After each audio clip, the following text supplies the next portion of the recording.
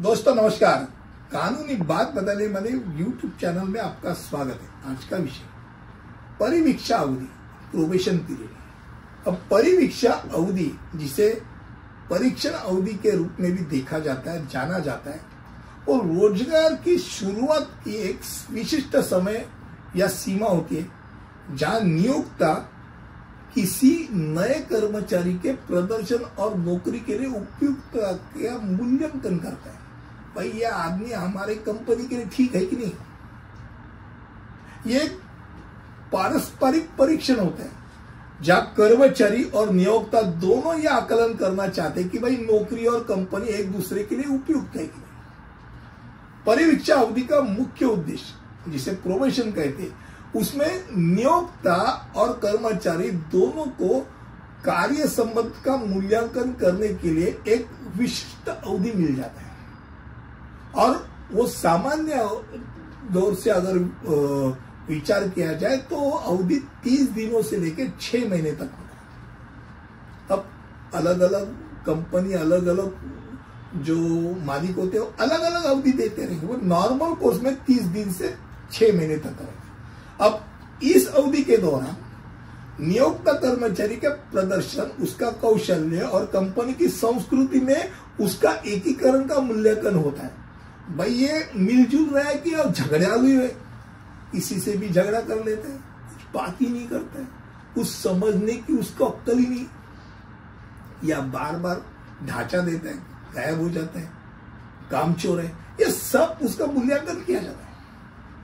जबकि कर्मचारी के दृष्टिकोण से वो इस समय ये देखता है, आकलन करना चाहता है कि ये कंपनी या जहां वो काम करना चाहता है वो जगह और भी कर्मचारी होते हैं, वो कितने खुश हैं। भाई उनको जो मेहनताना जो मिलता है वो मिलता है कि नहीं हर महीने के आखिर में, या 2-2, 3-3 महीने का एक साथ मिल रहा है, या वो खुश है कि नहीं।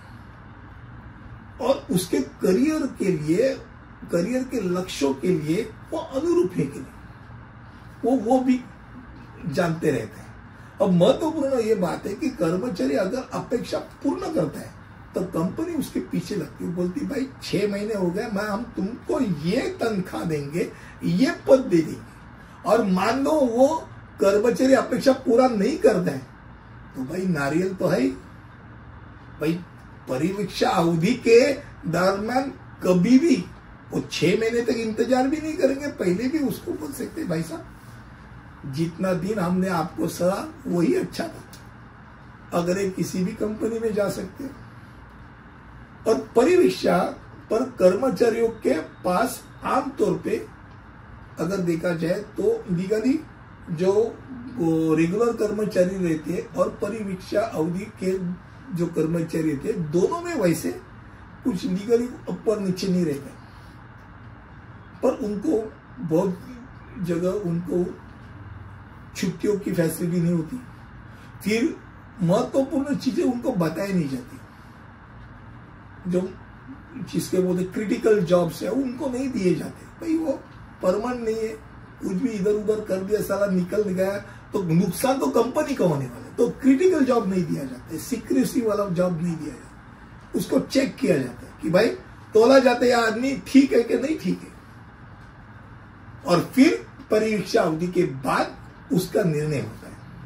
मुझे लगता है कम शब्दों में आपके सामने परिवीक्षा अवधि क्या होती है, प्रोबेशन क्या होता है, उसके बारे में मैंने आपको बताया। अगले वीडियो में ऐसे ही कुछ लेकर आऊंगा, तब तक के लिए यही रुकता हूं। धन्यवाद।